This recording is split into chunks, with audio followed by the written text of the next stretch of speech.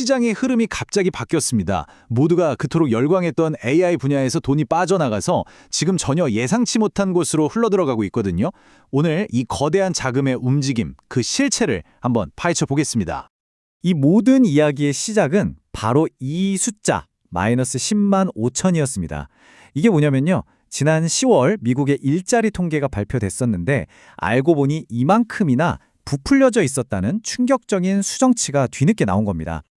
그러니까 이 숫자 하나가 시장 전체에 아주 근본적인 질문을 던진 거죠. 혹시 우리가 모르는 사이에 미국 경제가 거대한 벽에 부딪히고 있는 건 아닐까? 하고요. 자, 그럼 첫 번째 파트부터 시작해볼까요? 시장의 불안감을 확 키웠던 고용시장의 균열, 여기서부터 자세히 들여다보겠습니다.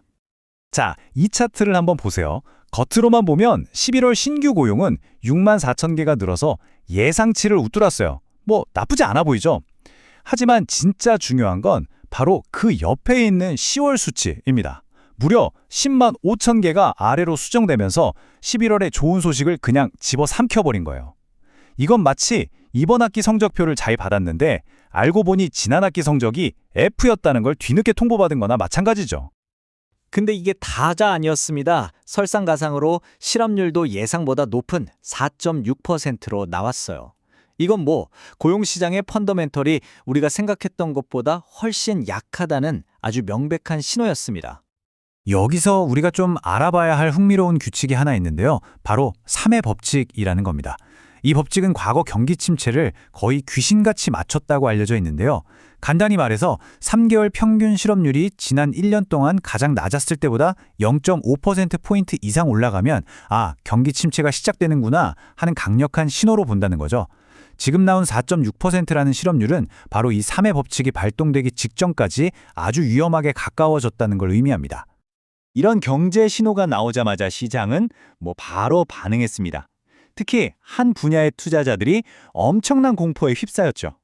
바로 기술주, 그중에서도 특히 AI 테마주들이었습니다. 시장의 반응은 정말 즉각적이고 또 가혹했습니다. 보세요.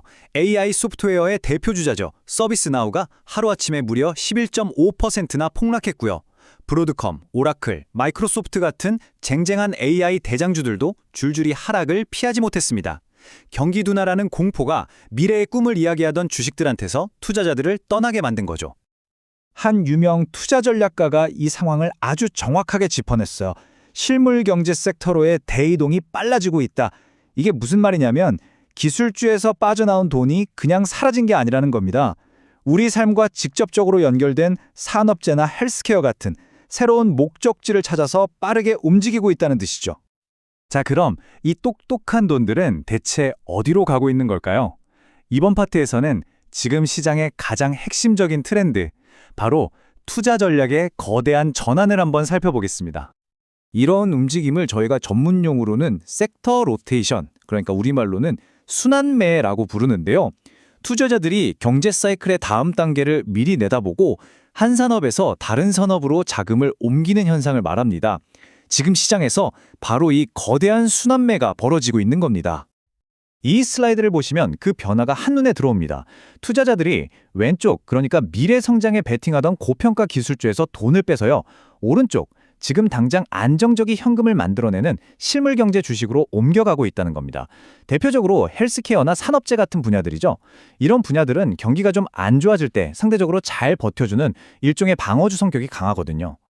이제 마지막 파트입니다. 그렇다면 이 새로운 게임의 법칙 속에서 웃고 있는 승자들은 과연 누구일까요? 구체적인 사례를 통해 직접 확인해 보시죠. 첫 번째 주인공은 바로 자동차 회사 포드입니다. 우리가 흔히 아는 전통적인 산업재 기업이 얼마나 영리하게 지금의 변화에 적응하고 있는지를 아주 잘 보여주는 예시라고 할 수 있죠. 포드가 최근에 아주 과감한 결정을 내렸거든요. 한때 올인했던 대형 전기 트럭 개발은 잠시 멈추고요. 그 대신 지금 당장 수익성이 확실하게 나오는 하이브리드 차와 중소형 전기차에 집중하기로 한 겁니다. 이건 무조건 전기차라는 뜬구름 잡는 구호에서 벗어나서 지금 당장 돈을 버는 것에 집중하겠다는 아주 실용적인 전략의 전환인 셈이죠. 그리고 이 전략 제대로 먹혀들고 있습니다. 포드는 조정 영업이익 전망치를 무려 70억 달러로 상향 조정했어요. 시장은 바로 이런 확실한 수익성에 열광하고 있는 겁니다. 자, 두 번째 케이스는 스트리밍 플랫폼, 바로 로쿠입니다. 이 회사는 기술주로 분류되긴 하지만 그 본질을 들여다보면 광고 시장의 흐름과 아주 밀접하게 연결되어 있습니다. 최근에 투자은행 모건 스탠리가 로쿠에 대한 평가를 이건 정말 대단한 건데요. 비중 축소에서 비중 확대로 두 단계나 한 번에 올려버렸어요. 그 이유가 뭐였냐면 바로 광고 시장이 회복되고 있다는 거였습니다.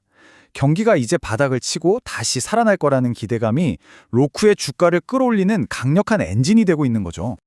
덕분에 로쿠의 목표 주가는 135달러까지 치솟았습니다. 월가가 로쿠의 반전을 얼마나 긍정적으로 보고 있는지 이 숫자 하나로 다 설명이 되죠. 자, 오늘 이야기의 결론을 한번 정리해 보겠습니다. 그래서 핵심이 뭘까요?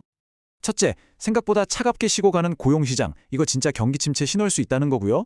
둘째, 시장의 관심이 이제 막연한 성장에서 구체적인 수익성으로 넘어가고 있습니다. 셋째, 투자자들은 AI 같은 꿈의 기술에서 헬스케어, 산업재 같은 실물 경제로 자금을 옮기고 있고요. 그리고 마지막으로 포드처럼 현실에 맞춰서 실용적으로 전략을 바꾸는 기업들이 시장에서 제대로 보상을 받고 있다는 겁니다. 시장의 투자 공식이, 그 플레이북이 완전히 바뀌고 있습니다. 자, 그렇다면 여러분의 포트폴리오는 이 거대한 변화에 맞설 준비가 되어 있으신가요?